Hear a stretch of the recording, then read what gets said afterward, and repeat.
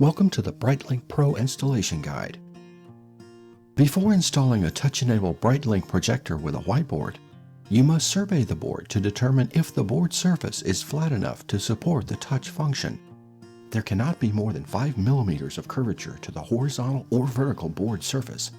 You can test this by using a straight edge on the board surface and looking for gaps between the straight edge and the board surface. First, check horizontally. Next, check vertically.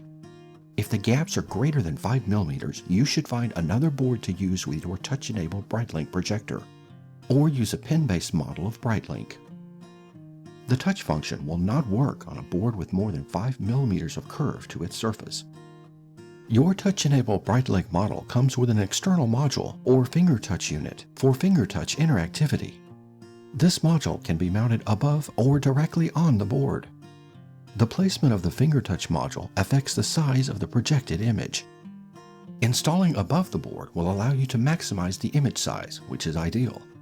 However, not all boards will allow for the touch module to be installed above the board. In order to mount the finger touch unit above the board cannot have a frame thicker than 3 millimeters. In cases where the frame is thicker than 3 millimeters, the touch unit must be attached directly to the board. A frame thicker than 3 millimeters will block the laser light being emitted by the touch module, disabling the touch function. If the frame of the board is more than 3 millimeters and you are mounting the touch module directly on the board, the projected image will start approximately 5 inches below the top frame of the board.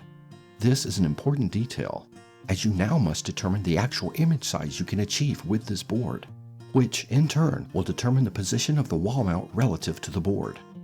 If the board meets the requirements for mounting the touch module above the board, your image will start directly below the top frame of the board. With this in mind, determine the maximum image size you can fit on the board, as this will also determine where to install the wall mount relative to the top of the projected image. The key thing to know is that if the touch unit will be installed on the board, the wall mount will mount approximately 5 inches lower on the wall than with an install where the touch module is above the board.